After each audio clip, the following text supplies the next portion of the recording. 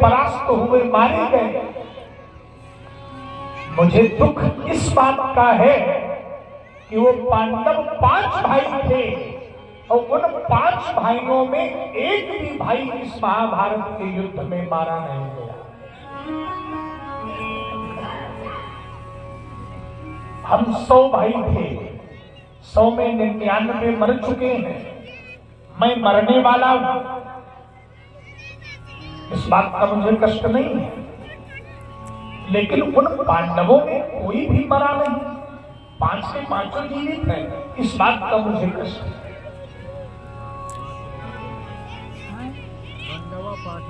अगर हमारे लिए कुछ कर सकते हो तो केवल इतना कर दो कि उन 5 का शीश काट कर तुम हमारे पास ले आओ, और अगर 5 का नहीं ला सकते हो तो कम से कम 1 का ही ले आओ। तो मरते समय मुझे थोड़ी सी प्रसन्नता तो जरूर होगी।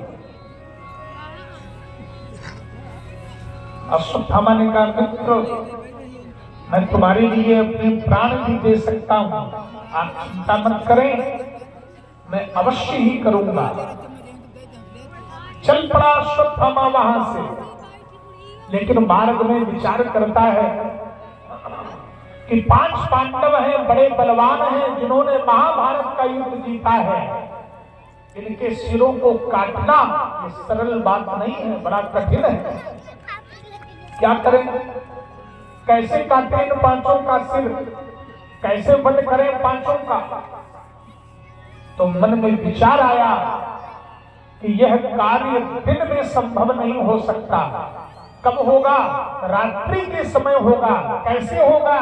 जब रात्रि में 5 पांडव सो जाएंगे तो हम शयन करते हुए 5 पांडवों का शीश काट लेंगे और अपने प्रिय मित्र दुर्योधन को सौंप देंगे। अश्वत्थामा सोच रहा है अपने मन में, गया अपने शिविर में, रात्रि हो गई। जब रात्रि हो गई तो अश्वत्थामा ने चुपके से उस शिविर में प्रवेश किया जिसमें 5 पांडव शयन करते थे। लेकिन जिसके साथ भगवान हो, भला उसका बाल बांका कौन कर सकता है? प्रतिदिन 5 पांडव जिस शिविर में शयन करते थे, आज वह 5 पांडव नहीं बल्कि 5 पांडवों के 5 पुत्र उस शिविर में शयन कर रहे हैं। पांडव कहाँ हैं? पांडव भगवान के साथ हैं और भगवान के साथ महाभारत के युद्ध में 5 पांडव विजयी हुए हैं, तो विजयोत्सव मना रहे हैं।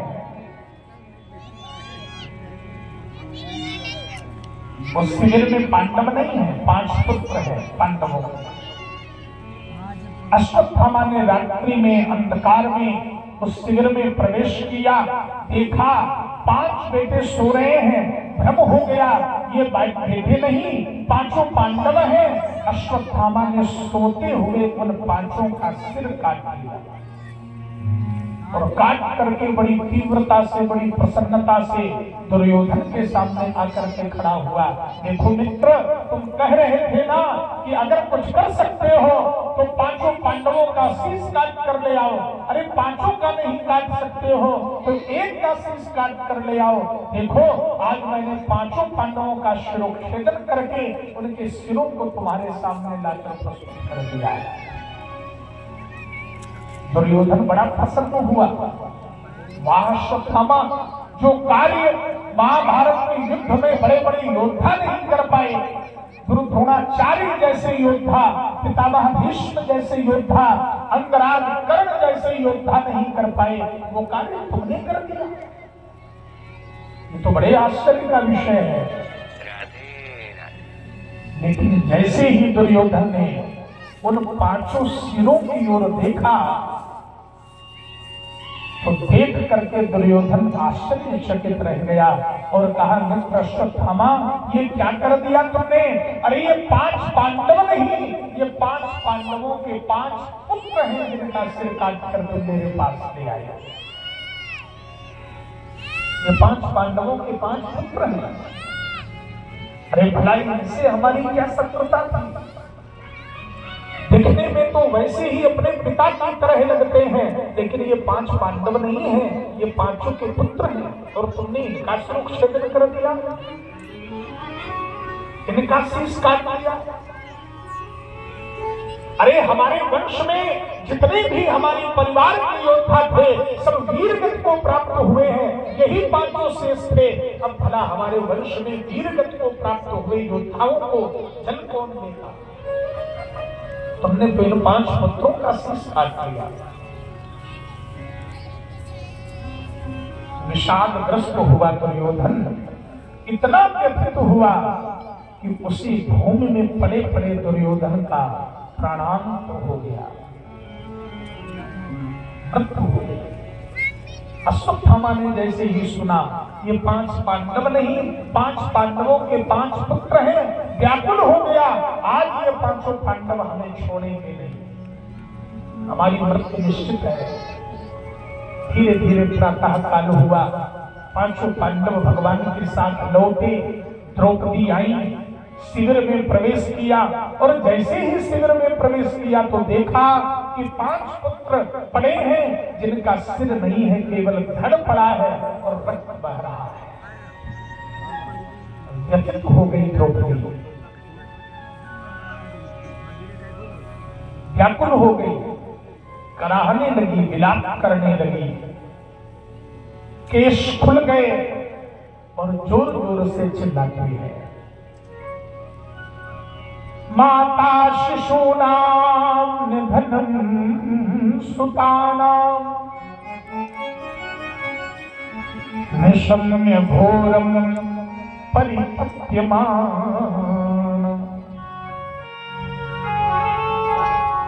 तदा रुदद्बाष्प कला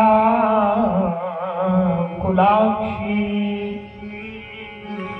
ताम शांतयन्ना किरीटमाली।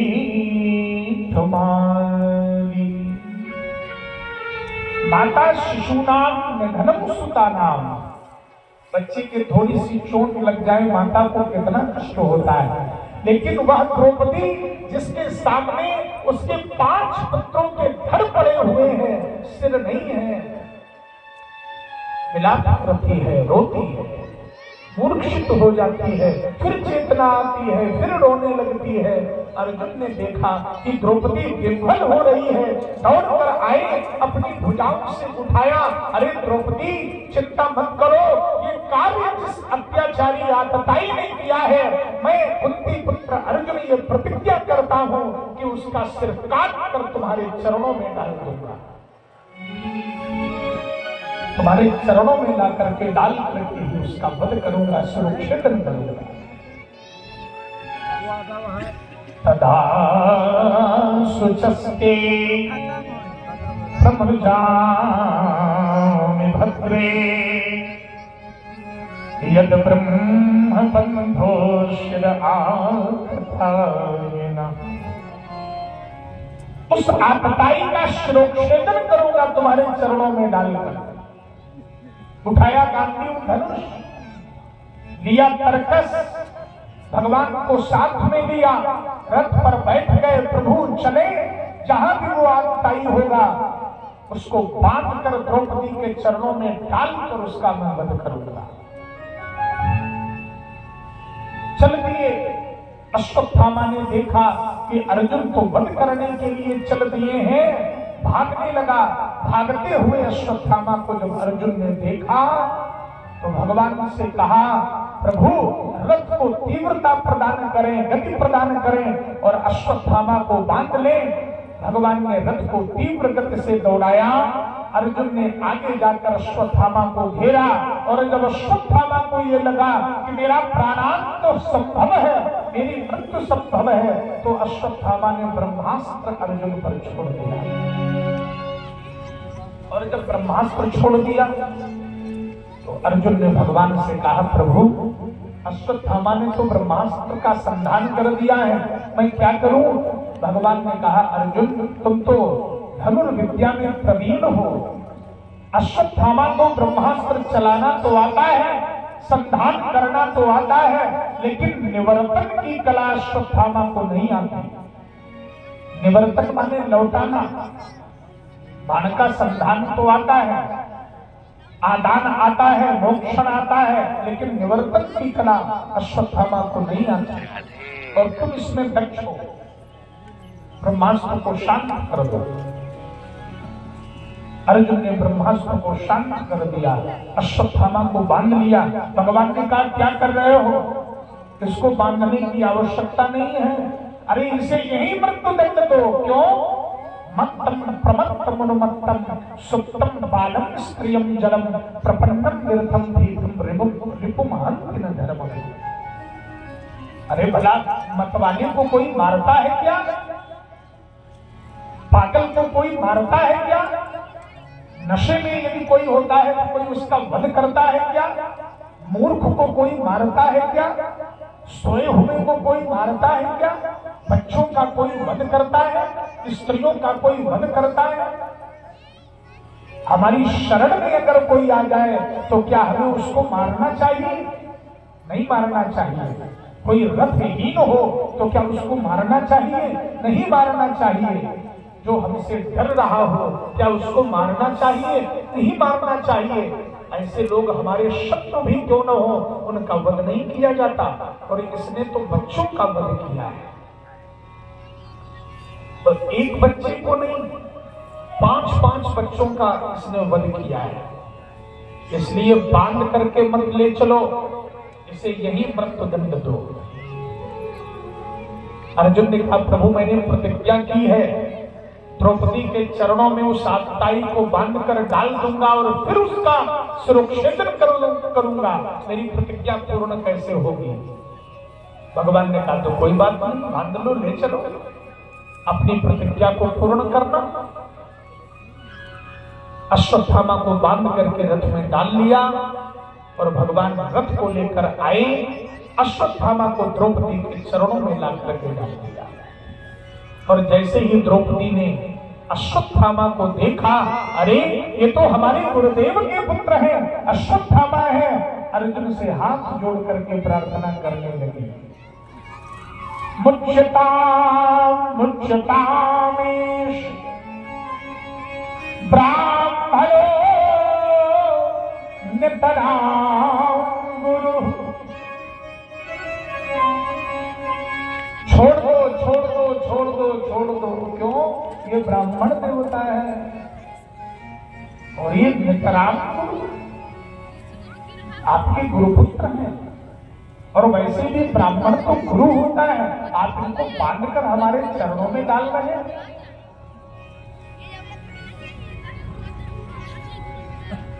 पिता की आत्मा ही पुत्र के रूप में जन्म लेती है। आत्मा वही जायते पुत्रः। पिता की आत्मा ही पुत्र के रूप में जन्म लेती है। अरे आप इन्हें अश्वत्थामा के रूप में मत देखें, गुरुपुत्र के रूप में मत देखें। अभी तो यह विचार करें कि साक्षात गुरुदेव भगवान भी आपके साथ में हैं और आप इनको बांधकर हमारे चरणों में डाल रहे हैं। धन्य है वह द्रौपदी जिसका एक पुत्र नहीं, 2 नहीं, 5-5 पुत्रों का वध अश्वत्थामा ने किया है। और ऐसे अश्वत्थामा को जब बंधा हुआ द्रौपदी देखती है तो अर्जुन से कहती है मुच्यताम मुच्यताम ब्राह्मणों ने, इसको छोड़ दो, इसको छोड़ दो।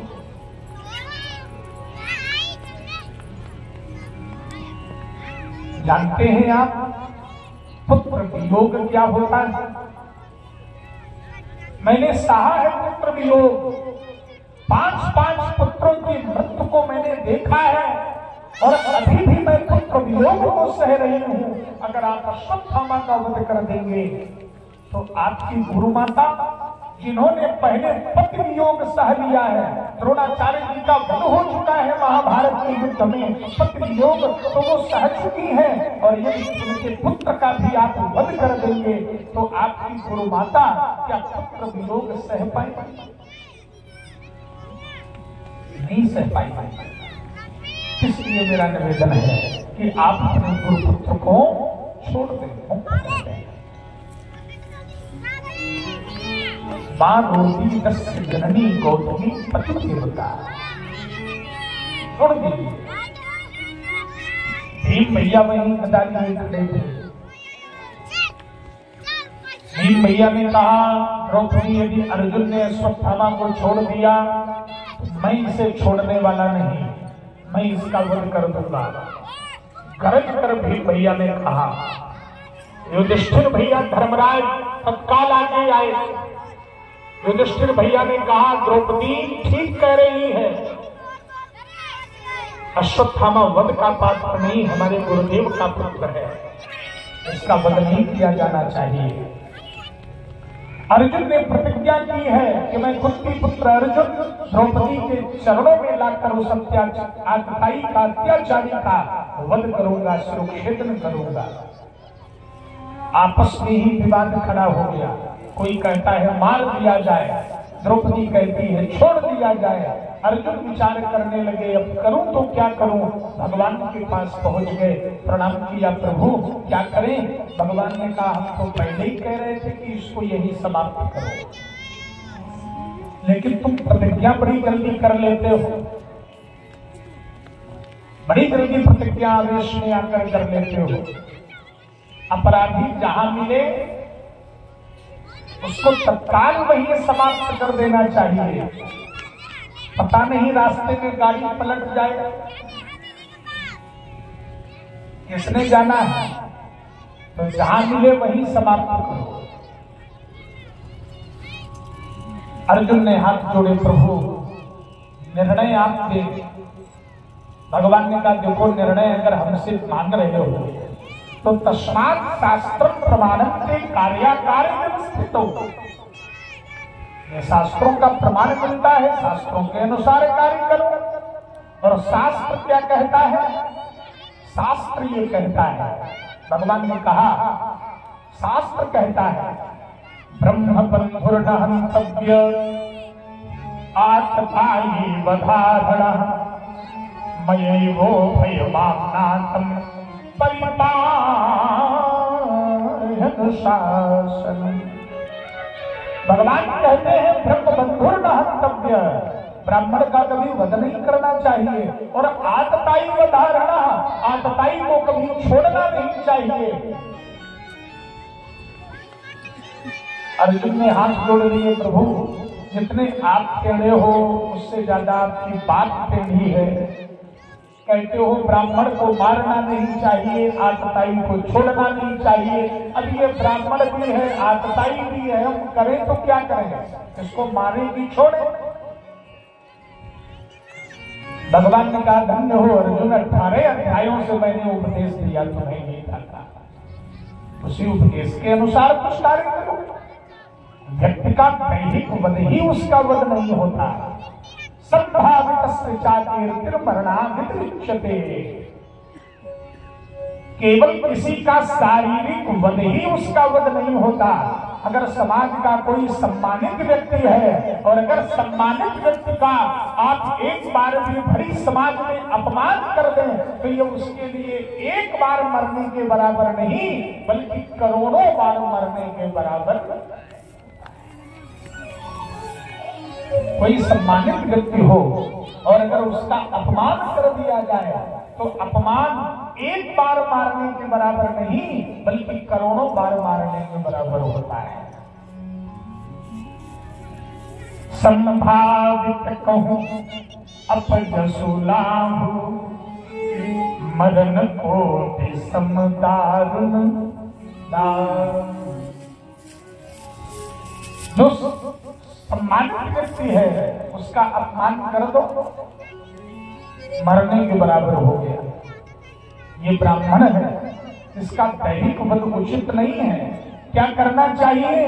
वपनम त्रिविडादानम स्थानात्मव्यापनम तथा एष ही ब्रह्म बंधूनाम वधो नान्योस्ति दैहिका।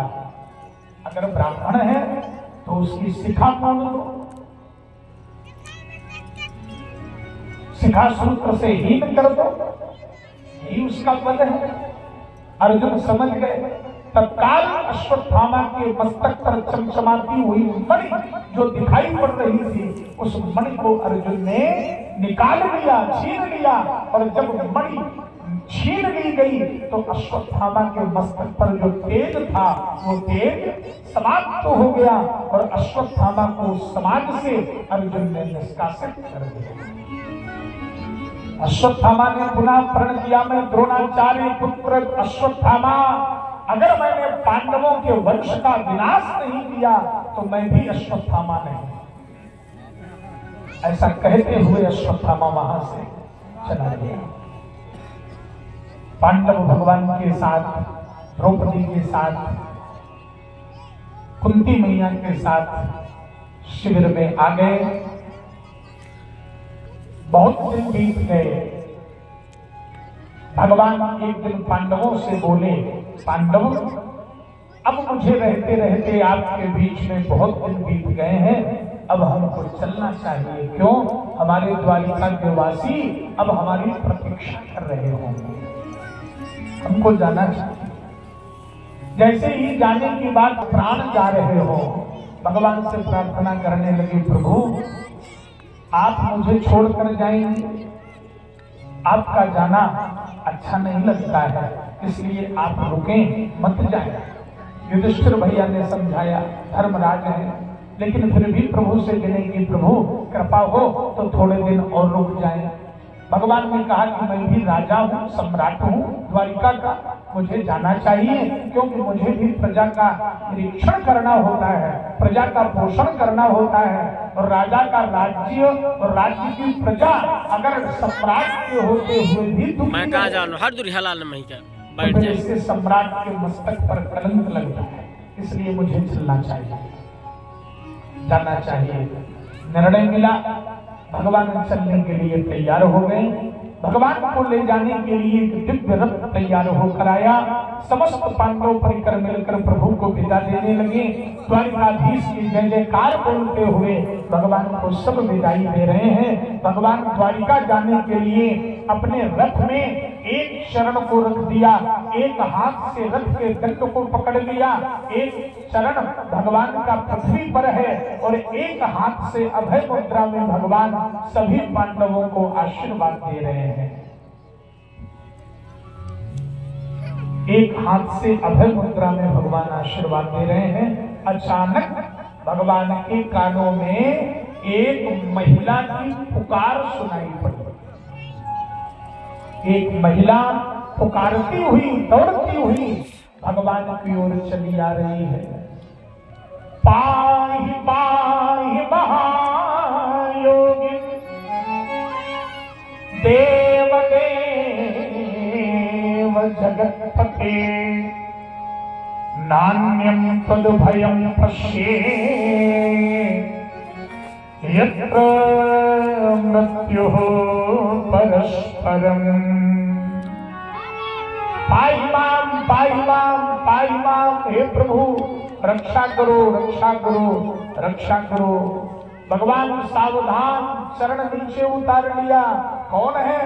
देखा अभिमन्यु की पुत्री, अभिमन्यु की पत्नी उत्तरा जो गर्भवती है, दौड़ती हुई भगवान की ओर चली आ रही है और कहती है, प्रभु रक्षा करो, रक्षा करो, रक्षा करो। किससे रक्षा मांग रही है? भगवान से। क्यों मांग रही है? दूसरी ओर जैसे ही भगवान ने दृष्टि डाली तो देखा एक लौह बाण चलता हुआ चला आ रहा है इस ओर, उत्तरा की ओर। मानो ऐसा लगता है कि उत्तरा के उदर में जो पांडवों का बीज पल रहा है, आज वो बाण उस बीज को नष्ट कर देगा। किसने छोड़ा है? ध्यान लगाया, देखा वही अश्वत्थामा जिसने वह अस्त्र छोड़ा है, लौह बाण, जो आज उत्तरा के गर्भ को नष्ट कर देगा। इसलिए उत्तरा व्यथित हो रही है, व्याकुल हो रही है, दौड़ती हुई आई, प्रभु मेरी रक्षा करें, मेरी रक्षा करें, मेरी रक्षा करें। भगवान की प्रतिज्ञा है, अनन्याश्चिन्तयन्तो मां ये जना पर्युपासते तेषां नित्याभियुक्तानां योगक्षेमं वहाम्यहम्। एक बार शरणागत होकर जो कहता प्रभु मैं तेरा, अभय दान देता मैं उसको, ऐसा है यह व्रत मेरा। एक बार शरणागत होकर जो कहता प्रभु मैं तेरा, एक बार जो भगवान की शरण में आ जाए और हाथ जोड़कर कहे कि प्रभु मैं आपका हूं, तो भगवान उसकी रक्षा अवश्य करते हैं। अभय दान देता मैं उसको, ऐसा है ये भगवान का व्रत है। सावधान हो गए प्रभु, माया कवच से उत्तरा के गर्भ को भगवान ने ढक दिया। प्रभु ने गर्भस्थ शिशु की रक्षा की। हमारे प्रभु रक्षक हैं। कितनी भी आपत्ति मनुष्य के जीवन में क्यों न हो, कितनी भी विपत्ति मनुष्य के जीवन में क्यों न हो, लेकिन यदि परमात्मा की शरण में वह जीव पहुंचता है तो मनुष्य के जीवन की आपत्ति, मनुष्य के जीवन की विपत्ति तत्काल तत्क्षण समाप्त हो जाती है। क्यों? क्योंकि वो भगवान की कृपा का पात्र बन जाता है। कितनी भी बड़ी विपत्ति क्यों न हो जीवन में, कितना भी बड़ा दुख क्यों न हो जीवन में, भगवान का स्मरण करिए, वो विपत्ति तत्काल समाप्त हो जाएगी। मेरे से बना लाऊंगा। भगवान रक्षक रक्षक मजा नहीं आ रहा, तुम यही उत्तरा के गर्भ की रक्षा की। मेरे प्रभु ने मैया कुंती हाथ जोड़कर आगे आ गई। पांचों पांडव हाथ जोड़े हुए भगवान के सामने प्रस्तुत हैं, उपस्थित हैं। उत्तरा हाथ जोड़कर भगवान के सामने खड़ी है। हे प्रभु, धन्यवाद है आपका, मैं किस प्रकार अपने मुख से आपकी महिमा का वर्णन करूं। कुंती मैया हाथ जोड़कर आगे आ गई। धन्य हो प्रभु, मेरे वंश पर, मेरे पुत्रों पर, मेरे बीज पर, वंश के बीज पर जब जब संकट आया है तब तब आपने रक्षा की है। हमारे पुत्र भीम को जहर के लड्डू खिलाए गए, अरे आप ही ने तो हमारे पुत्र को बचाया। आग लगा दी गई।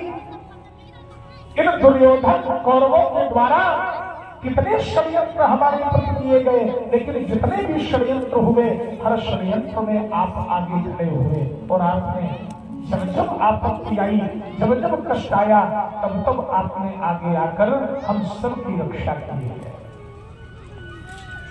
भगवान ने हाथ जोड़ते हुए कुंती को देखा।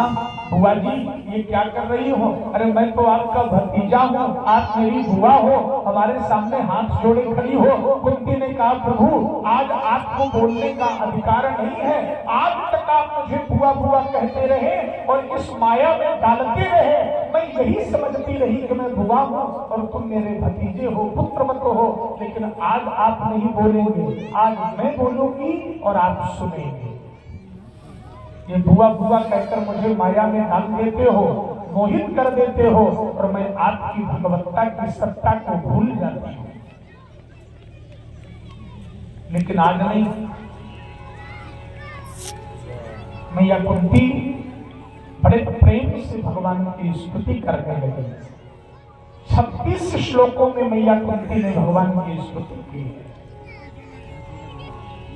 मैया कहती है, राम राम दादा। नमस्ते पुरुषं त्वाद्य ईश्वरं प्रकृतेः परम् अलक्ष्यं सर्वभूतानां अन्तर्बहिर्वस्थितम्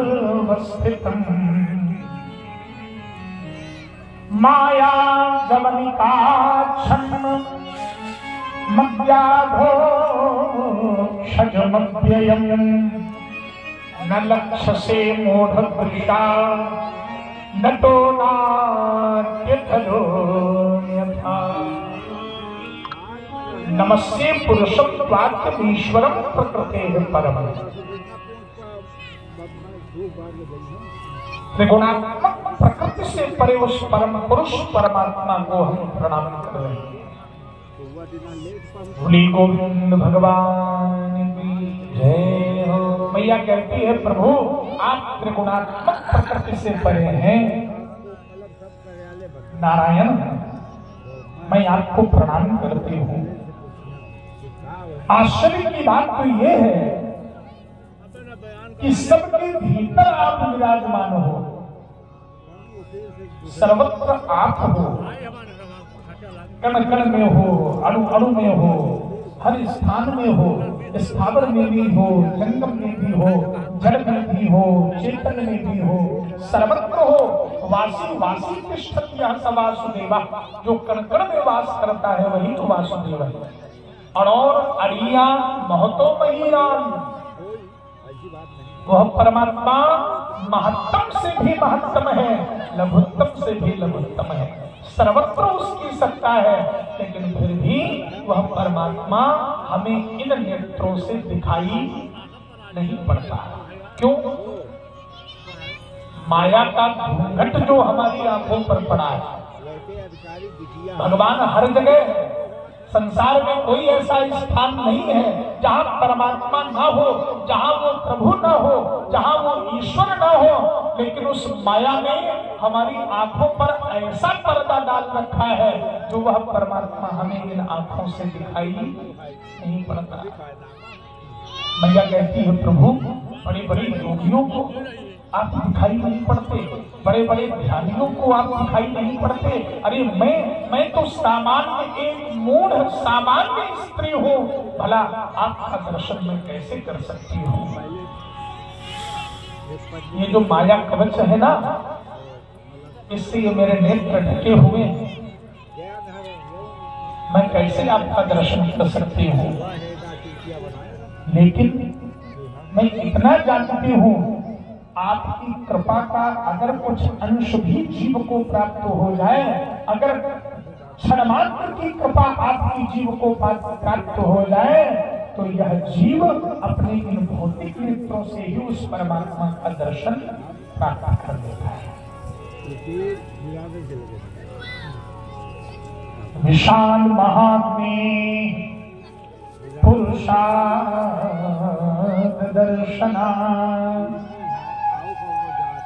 सत्सभाया वनवास कृक्षतः मृधे मृधेने कुमः रथास्त्रतो द्रोण्यस्त्रतश्चाश्म हरेभिरक्षिता। अरे हमारे इन पुत्रों के प्रति इन दुर्योधन इत्यादि कौरवों ने न जाने कितने षड्यंत्र किए, विष दिया गया, आग लगा दी गई, न जाने कितने बार दुर्योधन इत्यादि ने हमारे पुत्रों को मारने का प्रयास किया। लेकिन जब जब मेरे पुत्रों पर आपत्ति आई, तब तब आपने आगे आकर के हमारे पुत्रों की रक्षा की है। आग भी शीतल हो जाती है अगर परमात्मा की कृपा हो। आग में दाहक शक्ति है, आग क्या करती है? जलाती है। लेकिन अगर परमात्मा की कृपा हो तो फिर आग भी जलाती नहीं है, आग भी जीव को शीतलता प्रदान करती है। आप लोग सुनेंगे, प्रहलाद जी महाराज को होलिका की गोद में बिठा दिया गया।